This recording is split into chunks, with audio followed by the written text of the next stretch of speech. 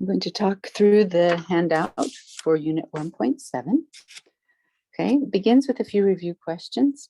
The first one is, how can you tell if something is vibrating at a natural frequency? Okay, so the natural frequency of vibration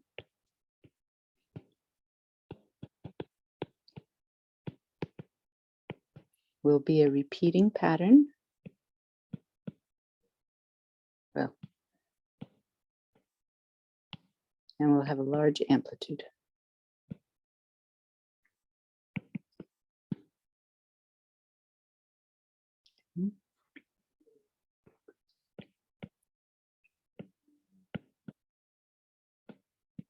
And that repeating pattern is something we call a standing wave. In our classes, that will be true. What determines the shape?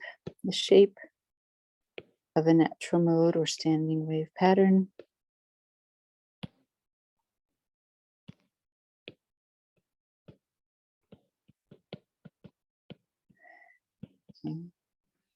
that's determined by the ends. The end conditions.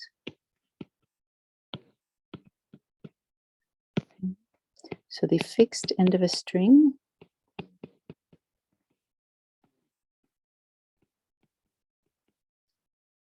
has zero displacement. Okay, it's being held fixed. It doesn't move during while the standing wave is progressing. Free end of a string will have the maximum displacement. It will in fact have an antinode of the standing wave pattern. Okay, so those are for strings. And now a open end of a tube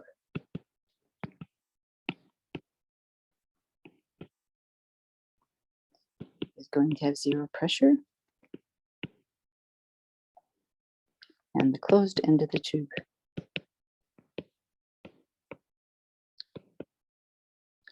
will have maximum pressure. Now again, this pressure is the difference from ambient as the wave passes through. Okay, so those are strings and our tubes. The zeros correspond to nodes in the pattern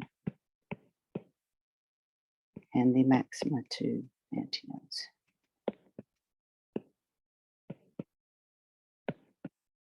So for example, if you were given a pattern, say on a string or in a tube, and this is the distance on the horizontal axis, and then either the displacement or the pressure on the vertical axis. And if it has a node at this end, and an antinode at this end, then you would identify that as a fixed free string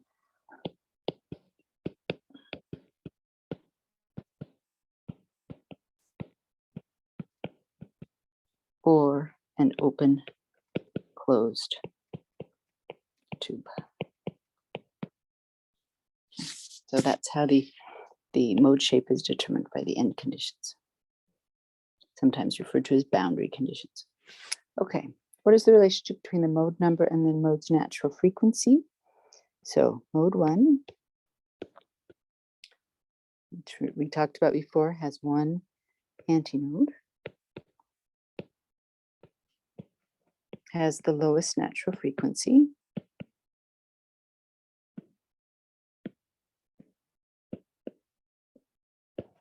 and the natural frequency increases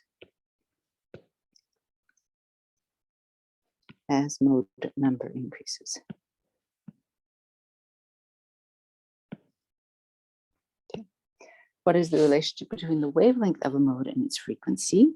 So the wavelength, which we were calling lambda, and the frequency are inversely related.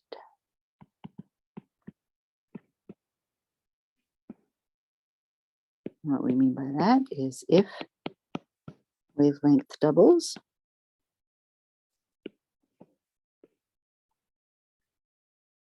then the frequency will be half as much.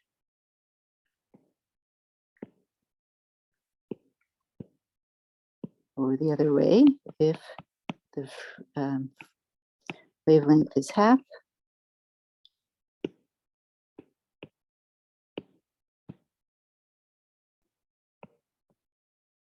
then the frequency will be twice as much, or doubled.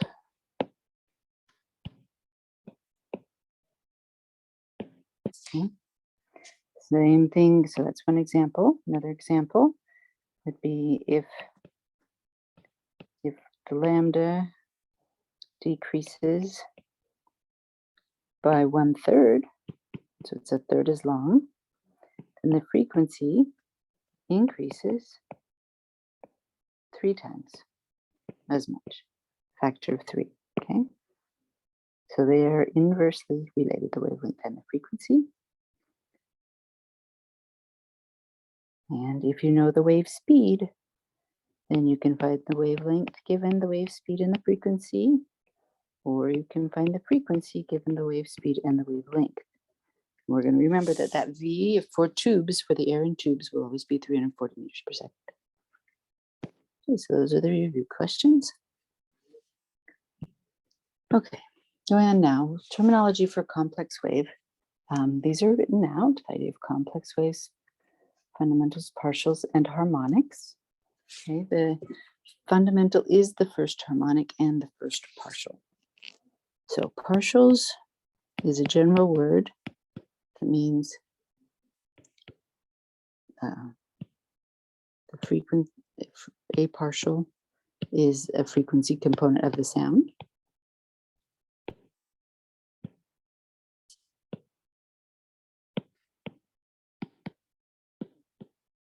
Okay, and then the harmonic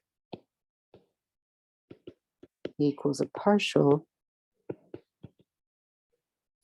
at frequency f equals fn, where n is, where it is some multiple, whole number multiple or integer multiple n of f1. So the first partial is the fundamental, and the fundamental is also the first harmonic.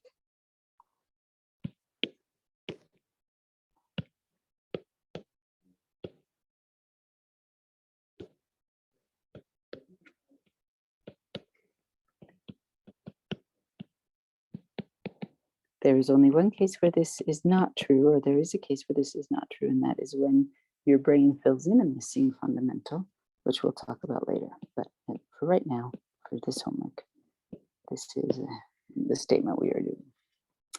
Okay, and then Fourier analysis is the mathematical or computational process to identify the frequency components of a sound.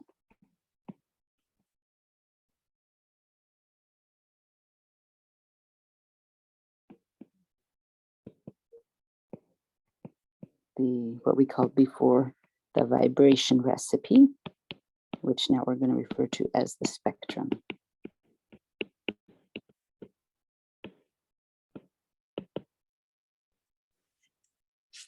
All right, so number 1 talks about which of these lists would have harmonic partials.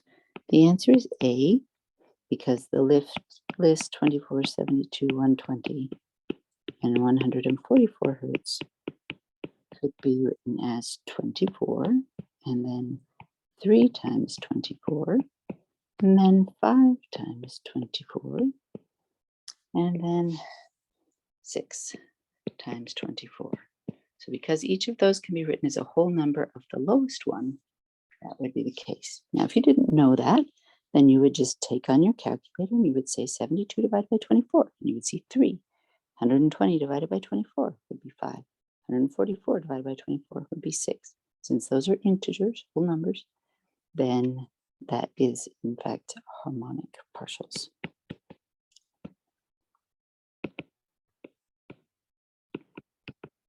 Okay, now the B list, 101, 202, 301, 401, something like that, where they're close but not quite the harmonic, these we will call slightly inharmonic partials.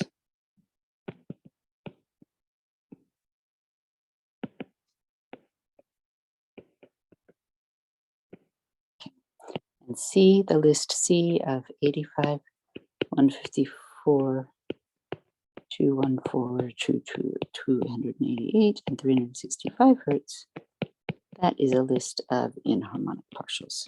If you take those numbers and divide them by 85, you do not get whole numbers, integers.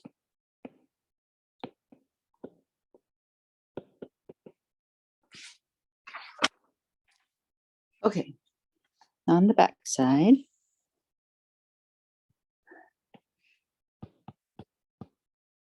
we have identified whether a partial on a spectrum diagram are harmonic or inharmonic.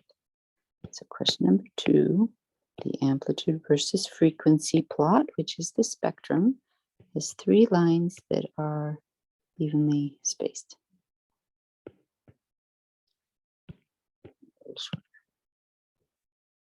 Okay, the tick marks on your graphs will always be evenly spaced. Okay, my drawings might not be, but they will be. Okay, which statement describes these? Okay, the upper partials are harmonically related. Okay, because this is like evenly spaced, means I have F1, 2F1, 3F1. The space between them is F1. So B is correct, and the upper partials are multiples of the fundamental is also correct. Those are synonymous statements. So the answer to that is in fact D. And the number 3, where the spectrum, again, I might evenly spaced tick marks. And then I have a bunch of different lines.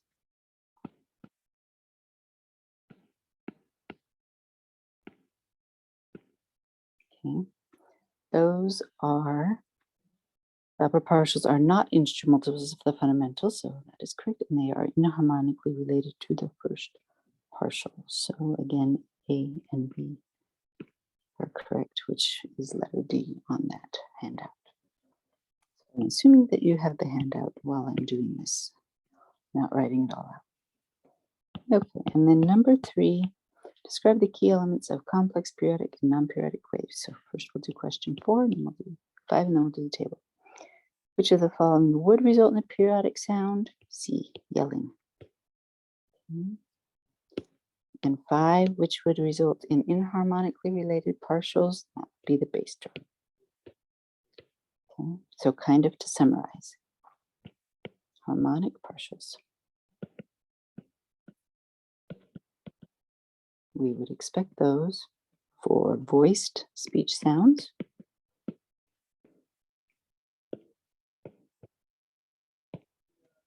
string instruments, and tubes, the wind instruments. They will all have harmonic partials.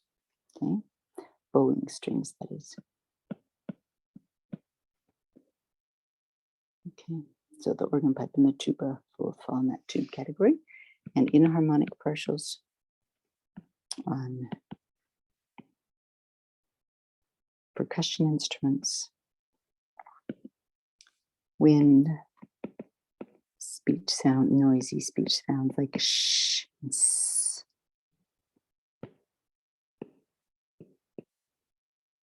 Okay.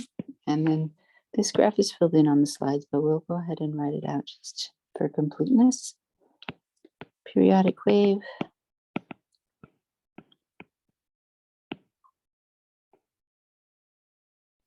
In the time domain, we'll see be a repeating pattern.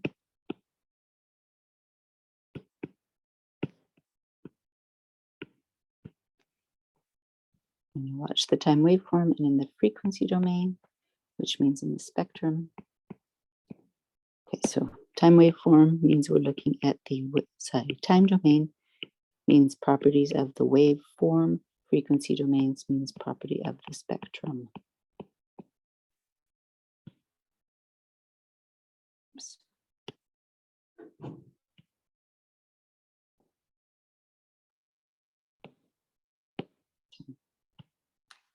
All right, so periodic waves, again, repeating pattern in the waveform, and the spectrum will have harmonic, equally spaced partials that are usually multiples of the fundamental. Okay, and then a non-periodic wave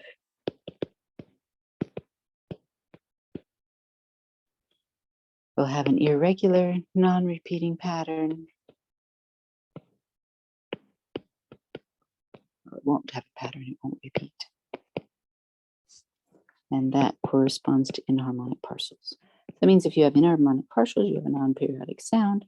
And if you have harmonic partials, you have a periodic sound. Those things go together. Okay, and then the last one on here that we won't use much, but we will talk about a little, especially when we get to the piano, is called quasi-periodic wave. And that is an almost repeating pattern.